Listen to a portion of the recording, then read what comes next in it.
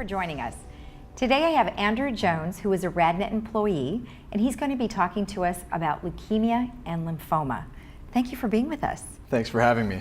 So I understand that you were diagnosed, and were you diagnosed with lymphoma or leukemia? Hodgkin's lymphoma. Okay, and at what age were you diagnosed? 26.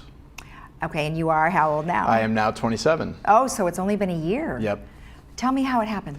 So I felt a lymph node in my groin area. It was noticeable at the skin level, and I had visited my primary care physician who referred me to get an ultrasound. So I had an ultrasound done, and about 6 to 8 months later I went to get an MRI, and that was still not revealing signs that were suspicious because there was only one enlarged lymph node. Okay. And so after further discussions with my primary care physician, he suggested that I see a urologist and have a full excisional biopsy on the lymph node, meaning I take the lymph node out.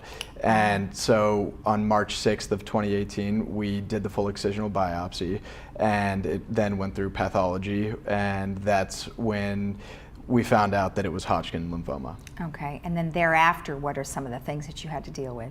So after that, I had to go through a bone marrow biopsy to confirm that it wasn't stage 4, because sometimes lymphoma can hide in your bone marrow or even pieces of your bone.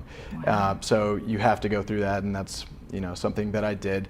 And after we determined that it was stage 1, we decided to go with radiation therapy, and so I did 15 treatments of radiation therapy. Now, is that concentrated, or is it something that's the whole body? It was concentrated, focused on just the area where the lymph node was. Okay, okay, great. And so now what's the prognosis? The prognosis is I'm in full remission. Excellent. So, excellent. Yes. Oh, well, congratulations. Thank you. That is just unbelievable.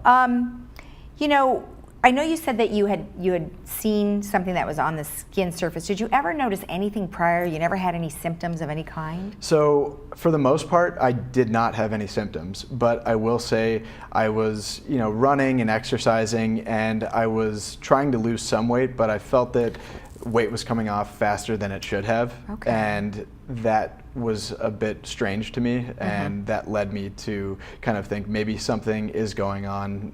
My initial thought was not lymphoma or cancer, right, but it was just, this is unusual, I should bring this up to my physician.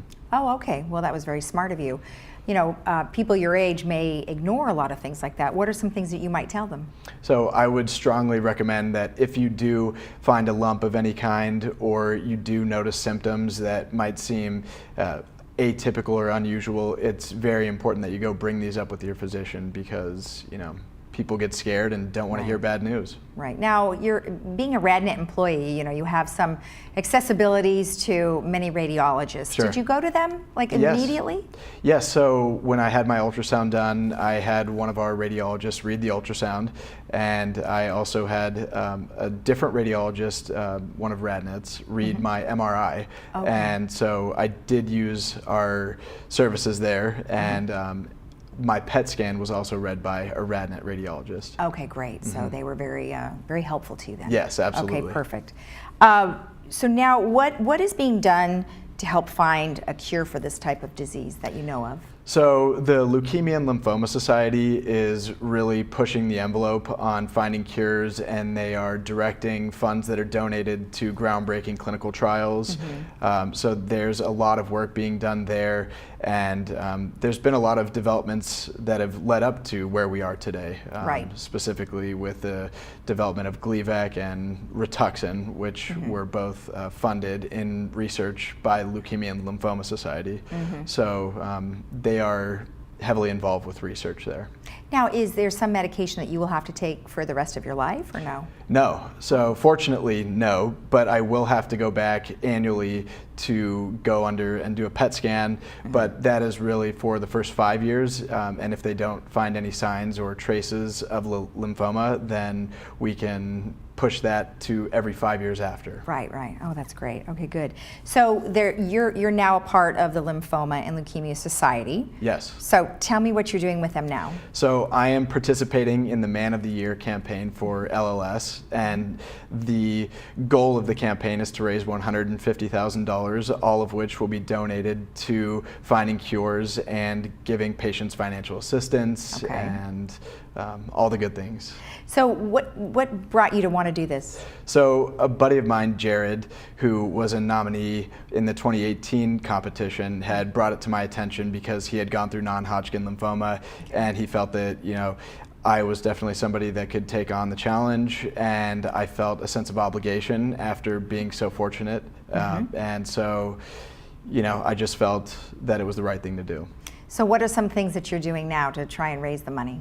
So aside from the routine letter sending, we are going to have a poker tournament in May. We're going to put on a golf tournament. We're reaching out to some athletes and possible celebrities, movie stars, to donate some of their time in some auction form that LLS hosts. So we're using a bunch of different channels. Will that be just in Los Angeles or all over Southern California? All over Southern California. Okay. So the poker tournament will actually take place in Orange County. So, well, excellent. Yeah. Well, hopefully there'll be some folks here in our community that will participate and have a good time. Right. And help you raise your money. Yep. All right. Well, thank you very much for your time. Good luck to you. Thank you. And thank you for joining us.